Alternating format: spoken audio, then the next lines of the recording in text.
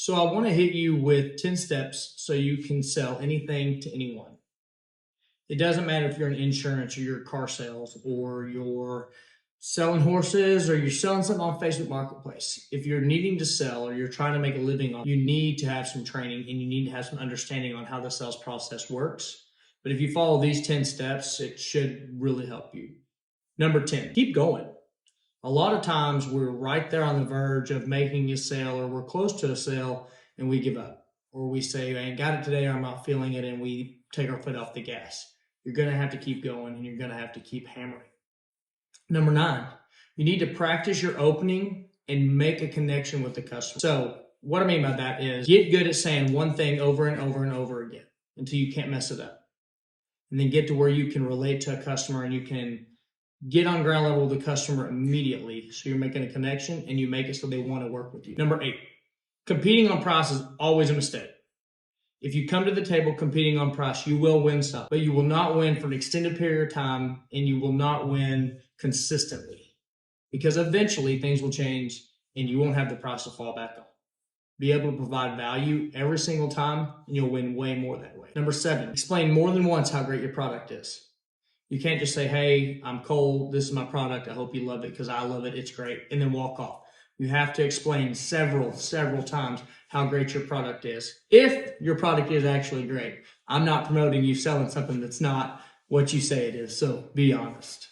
Number 6, collect information to understand your client. Especially in today's world, nobody takes the time to get to know you or say hello or, do you have any kids? What's their names? Oh, do they play any sports? I have a kid who plays the same sport. Wow, isn't that crazy how small life is? Get to know them, make a connection, and you're going to have to ask some questions to do that, okay?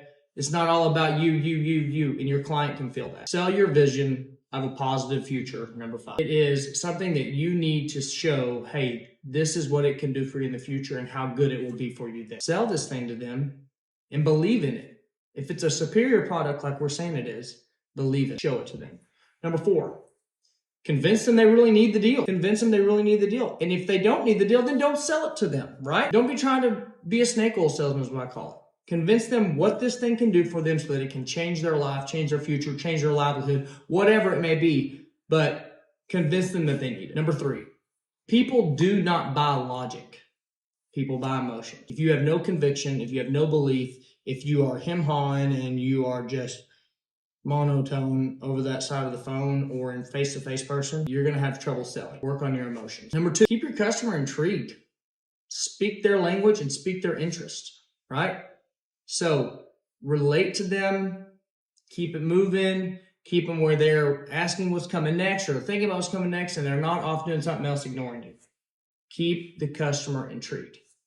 And number 1, and this is most important, the first 4 seconds of any phone call, you have to show them that you're qualified, you have to show them that you're an expert, and you have to show them that you're an intellectual and enthusiastic person, you want to work with them, right? People, whether you want to believe it or not, they judge you immediately. So make sure that what they're judging is something that's worth judging and it's your best foot forward.